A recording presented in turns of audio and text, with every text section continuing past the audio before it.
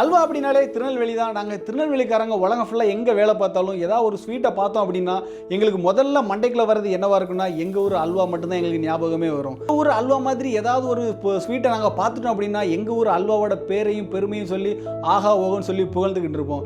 அரபு நாடுகளில் அரபிகளெல்லாம் அல்வா சாப்பிடுவாங்களா அப்படின்னு சொல்லி எனக்கு முதல்ல ஆரம்பத்தில் ஒரு சின்ன டவுட் இருந்துச்சு. ஆனால் இந்த வீடியோ பார்க்கும்போது அது கன்ஃபார்ம் ஆயிடுச்சு, அவங்களும் சாப்பிடுவாங்க அப்படின்னு சொல்லிட்டு.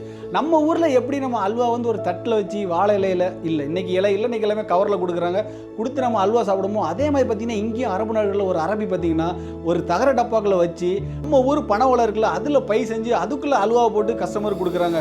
நம்ம கூட இன்னைக்கு டெக்னாலஜி வளர்ந்துன்னு சொல்லிட்டு நம்ம இயற்கையிலேருந்து செயற்கைக்கு வந்துட்டோம், அதாவது வாழை இலையிலேருந்து கவருக்கு வந்துட்டோம். இப்போ கூட இவங்க பார்த்தீங்கன்னா நம்ம ஊர் பனை ஓலையில் தயார் பண்ண பேக்கில் அல்வா போட்டு கொடுக்குறாங்க. இதை பற்றி நீங்கள் என்ன நினைக்கிறீங்க அப்படின்னு சொல்லிட்டு கீழே மறக்காமல் கமெண்ட் செக்ஷனில் கமெண்ட் பண்ணிட்டு போங்க.